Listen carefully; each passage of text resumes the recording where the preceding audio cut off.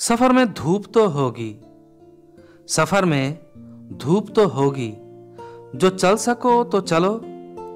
सभी है भीड़ में, तुम भी निकल सको तो चलो। किसी के वास्ते राहें कहां बदलती है, तुम अपने आप को खुद ही बदल सको तो चलो।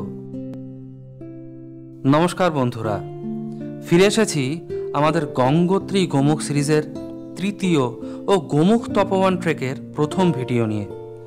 আগের ভিডিওতে আমরা দেখেছি গঙ্গোত্রী ধাম, সেখানে পৌঁছানোর অসাধারণ সুন্দর রাস্তা আর গঙ্গোত্রী থেকে মা গঙ্গার মুখবা গ্রামে যাওয়ার বিদায় অনুষ্ঠান।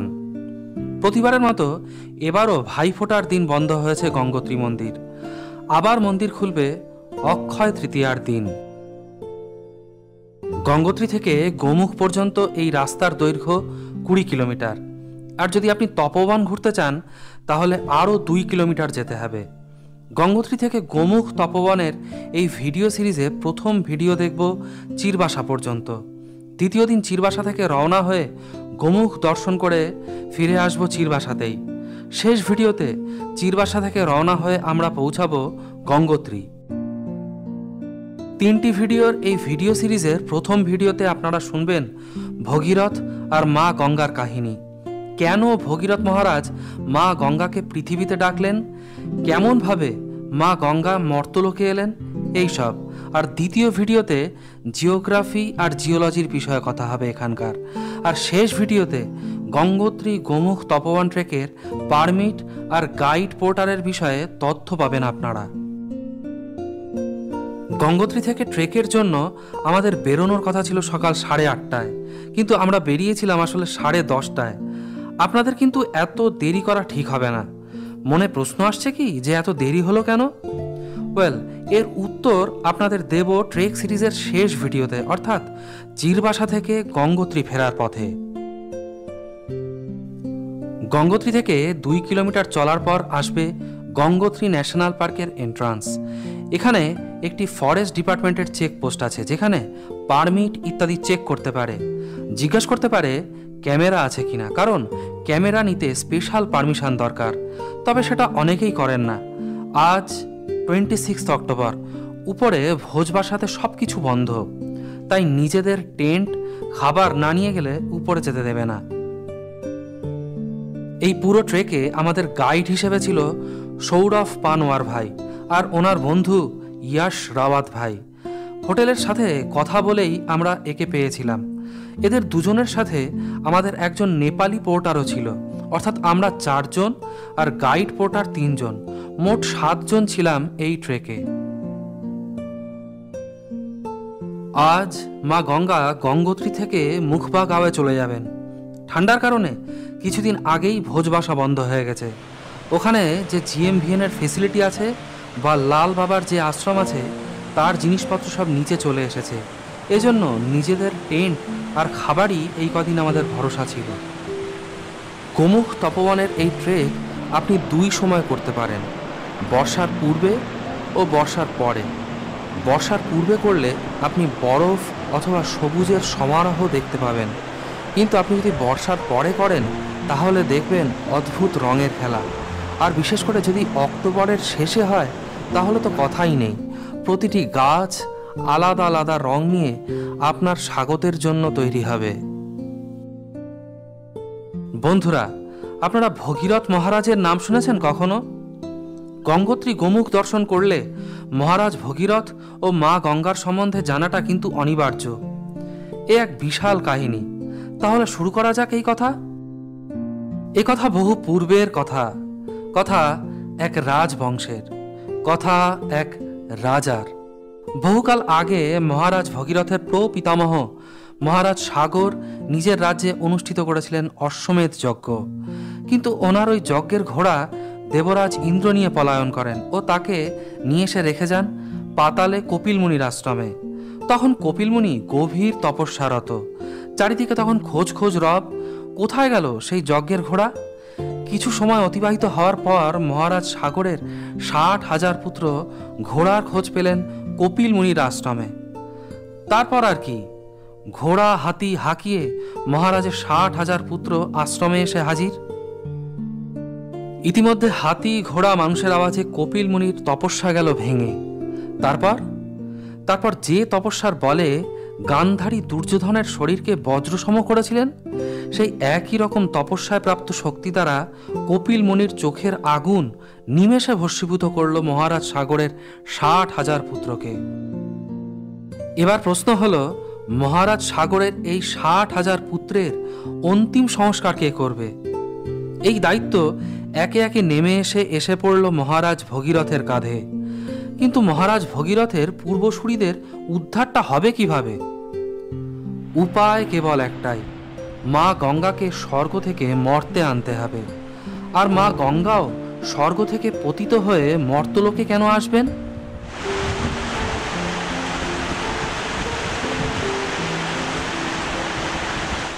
তবে এ এক অন্য কথা। একদা ইক্ষ্বাকু বংশে মহাভীষ নামে এক রাজা ছিলেন। হাজার হাজার অশ্বমেধ ও রাজসূয় যজ্ঞ সম্পন্ন করে পুণ্য অর্জনের দ্বারা তিনি স্বর্গ লাভ করেন। একদিন ব্রহ্মলোকে অন্যান্য দেবতাদের সাথে মহাভীষেরও নিমন্ত্রণ আসে যাবার জন্য। সেই সভাতেই কথাবার্তা চলতে চলতে একসময় হাওয়াতে মা গঙ্গার কাপড়ের আঁচল সরে যায়। সাথে সাথে সভায় উপস্থিত সমস্ত দেবতা চোখ বন্ধ করে নেয়, শুধুমাত্র মহাভীষ ছাড়া। মহাভীষ ও মা গঙ্গা একে অপরের দিকে তাকিয়েই থাকে নাগারে। এই দেখে ক্রুদ্ধ ব্রহ্মদেব সোজা অভিশাপ দিলেন মহাভীষকে যে তাকে পুনরায় মর্তলোকে জন্মগ্রহণ করতে হবে। আর মা গঙ্গাকে অভিশাপ দিলেন মহাভীষের পত্নী হবার।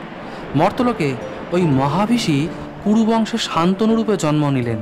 আর সময় এলে মা গঙ্গার সাথে বিবাহে তার দেবব্রত নামক পুত্র লাভ হয়, যিনি পরবর্তীকালে পিতামহ ভীষ্ম নামে প্রসিদ্ধ হন।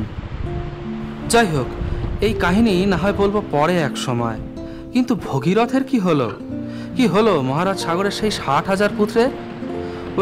মহারাজ ভগীরথ ঠিক করলেন যে তিনি যাবেন হিমালয়ে মা গঙ্গার তপস্যা করে মা গঙ্গাকে মর্তলোকে আহ্বান করবেন, যাতে তার পূর্বপুরুষের উদ্ধার হয়। এখানে আর এক প্রশ্নের সাথে কাহিনীও জুড়ে আছে। প্রশ্ন হলো, স্বর্গের নদী স্বর্গের ধারা মা গঙ্গা কেন মর্তে এসে পাপীদের উদ্ধার করবে? ভগবত পুরাণ ও দেবী ভগবত পুরাণ অনুসারে একদা নানা কারণে মা গঙ্গা মা সরস্বতীকে শাপ দেন মৃত্যুলোকে নদী হয়ে বইবার। তারপর মা সরস্বতী ও মা গঙ্গাকে মর্তে নদী হবার এবং পাপীদের উদ্ধার করবার শাপ দেন। সেই শাপ অনুসারে মা সরস্বতী মর্তে নদী হিসাবে প্রবাহিত হন, যা কিনা ঋগ্বেদের নদীতর্ণা হিসেবে পরিচিত এবং বর্তমানে মাটির নিচ থেকে প্রবাহিত। আর মা গঙ্গা আজও পাপীদের উদ্ধার করে চলেছেন। সিদ্ধান্ত অনুসারে ভগীরথ মহারাজ শুরু করলেন মা গঙ্গার তপস্যা। শেষে মা গঙ্গা সন্তুষ্ট হয়ে দর্শন দিলেন ভগীরথকে আর কথা দিলেন যে তিনি স্বর্গ থেকে মর্তলোকে আগমন করবেন। কিন্তু মা গঙ্গার প্রবাহকে জটাধারী মহাদেব ছাড়া কে সামলাবে? তো যাও ভগীরথ, মহাদেবকে প্রসন্ন করো আর ওনাকে জটা খুলে আমাকে ধারণ করতে বলো, না হলে আমার প্রবাহে মর্তলোক যে ভেসে যাবে। সহস্র বছর কেটে গেল। ভগীরথ করতে থাকলেন শিবের তপস্যা। অবশেষে সন্তুষ্ট হলেন ভোলানাথ শিব। কথা দিলেন যে জটা ধারণ করে তিনি গঙ্গাকে বাঁধবেন। তারপর নিজের জটা খুলে ভোলানাথ নিমন্ত্রণ দিলেন মা গঙ্গাকে। স্বর্গ থেকে মা গঙ্গা লাফ দিলেন মহাদেবের জটায়, আর ওই জটাতেই 1000 বছর মহাদেব তাকে রাখলেন। আবার মহাদেবের তপস্যায় বসলেন ভগীরথ। তপস্যায় সন্তুষ্ট মহাদেব এরপর গঙ্গাকে মুক্ত করলেন গঙ্গোত্রীতে। তারপর মহারাজ ভগীরথের দেখানো রাস্তা দিয়ে চলতে চলতে একসময় মা গঙ্গা এসে পৌঁছালেন ঋষি জাহ্নুর আশ্রমে। মা গঙ্গার স্রোতে ভেসে গেল ঋষি জাহ্নুর আশ্রম। ক্রুদ্ধ হয়ে ঋষি জাহ্নু মা গঙ্গাকে গিলে ফেললেন। তারপর আর কি, ভগীরথ মহারাজের বহু কাকুতি মিনতির পর শান্ত হলেন ঋষি। তারপর ঋষি জাহ্নু নিজের কান থেকে মা গঙ্গাকে মুক্ত করলেন। এই জন্য মা গঙ্গার আর এক নাম জাহ্নবী। তারপর আর কোনো বাধা থাকলো না। মহারাজ ভগীরথের দেখানো রাস্তা দিয়ে চলতে চলতে মা গঙ্গা প্রবেশ করলেন পাতালে, পৌঁছালেন কপিল মুনির আশ্রমে। এইভাবেই মা গঙ্গার কপিলমুনির আশ্রমে পৌঁছানো ও মহারাজ সাগরের 60,000 পুত্রের ভস্মীভূত শরীরের উপর দিয়ে প্রবাহিত হবার ফলে মহারাজ ভগীরথ করতে পারলেন ওনার পূর্বপুরুষদের অন্তিম সংস্কার, হলো ওনার পূর্বপুরুষের উদ্ধার। কপিলমুনির আশ্রমকে পার করে মা গঙ্গা পৌঁছালেন সাগরে। আজও এই কাহিনীকে স্মরণ করে গঙ্গাসাগরে, যেখানে মা গঙ্গা ও বঙ্গোপসাগরের মিলন হচ্ছে, সেখানে লাখ লাখ লোক মকর সংক্রান্তিতে পুণ্য স্নানের কারণে আসেন। পূর্বপুরুষদের অন্ত্যেষ্টির পর মহারাজ ভগীরথ পুনরায় রাজা হলেন। ওনার রাজত্বে ওনার প্রজারা ছিল সুখী ও সমৃদ্ধ। মহারাজ ভগীরথের তপস্যার কারণে মা গঙ্গার মর্তলোকে আসার কথা স্মরণ করে আজও গঙ্গাকে দেবপ্রয়াগ পর্যন্ত ভাগীরথী নামে পুজো করা হয়। অ্যাট লাস্ট 6 ঘন্টা ও 9 কিলোমিটার যাত্রার পর আমরা পৌঁছেছি চিরবাসাতে। আজকে আমাদের এই যাত্রার শিডিউল ছিল ভোজবাসা পর্যন্ত, কিন্তু আমাদের এক টিম মেম্বারের শরীর খারাপের কারণে ও দেরি করে রওনা দেবার কারণে আমরা এর বেশি চলতে পারিনি, কারণ ভোজবাসা এখান থেকে আরও 5 কিলোমিটার দূরে অবস্থিত। গঙ্গোত্রী থেকে 9 কিলোমিটার দূরে এই জায়গাকে চিরবাসা বলা হয়, কারণ 3580 মিটার উচ্চতায় অবস্থিত এই স্থানে চির গাছের জঙ্গল অবস্থিত। গঙ্গোত্রী গোমুখের রাস্তায় এটি একটি perfect camping site. Actually Gomukh তপোবন ট্রেকে আপনি শুধুমাত্র 2টি স্থানেই থাকতে পারবেন, একটি হলো এই চিরবাসা আর একটি ভোজবাসা। এছাড়া আপনি তপোবনে মৌনি বাবার কাছেও থাকতে পারবেন, আর চিরবাসাতে আপনি কোনো আশ্রম পাবেন না। এখানে থাকতে হলে সাথে করে টেন্ট নিয়ে আসতে হবে। চিরবাসা পৌঁছে আমাদের গাইড সৌরভ ভাই আর ওনার বন্ধু ইয়াশ ভাইয়ের সাথে মিলে পোর্টার গোবিন্দা টেন্ট লাগিয়ে দিল। টেন্টের পাশে একটি পাইপের মধ্য দিয়ে জল আসছিল, সেই জল দিয়েই তৈরি হবে আজকে আমাদের খাবার। এরা শুধু ভালো গাইডই নয়, ভালো কুকও বটে। ওই পরিবেশে, ওই স্থানে ওরা যা খাবার দিয়েছিল তা ছিল এক কথায় দুর্দান্ত, স্বাদে ও গন্ধে ভরপুর। চিরবাসাতে যেটা সব থেকে সুন্দর জিনিস সেটা হলো সানসেটের দৃশ্য। আর সানসেটের সময় সূর্যের আলো যখন ভাগীরথী সিস্টার্সের উপর পড়ে তখন তার সৌন্দর্য দেখার মতো হয়। ওই দিন আমাদেরও সৌভাগ্য হয়েছিল সেই অসাধারণ মুহূর্ত দেখার। আসুন দেখা যাক সেই অসাধারণ মুহূর্ত।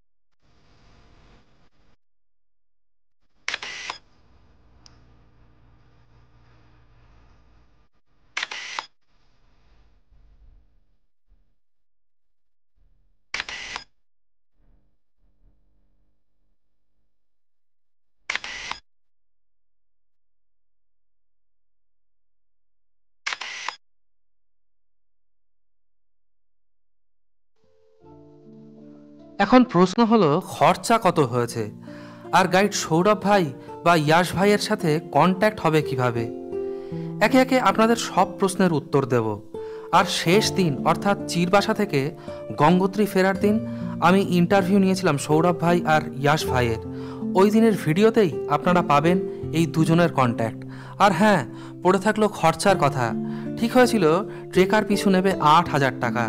এর মধ্যে পারমিট ছাড়া বাকি 3 দিনের পোর্টারের খরচ, খাবার, টেন্ট সবকিছুই ধরা ছিল।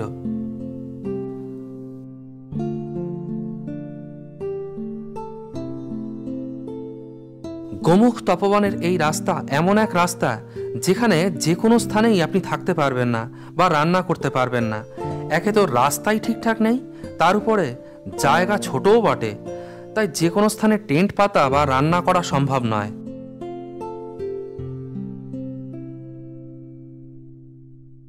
সকাল 9টায় হোটেল মনীষা থেকে খাবার খেয়ে বেরিয়েছিলাম। এই ধরনের ট্রেকে সবসময় নিজের সাথে শুকনো খাবার থাকা বাঞ্ছনীয়, বিশেষ করে ড্রাই ফ্রুট, বিস্কুট নিজের সাথে অবশ্যই রাখুন। আমাদের সাথেও বিস্কুট, ড্রাই ফ্রুট, কেক ছিল যথেষ্ট। না রাখলে দেরি করে খাবার পেলে খিদে পেতে পারে। আমাদেরও চিরবাসা পৌঁছে খাবার পেতে পেতে সময় হয়েছিল সন্ধে 6টা।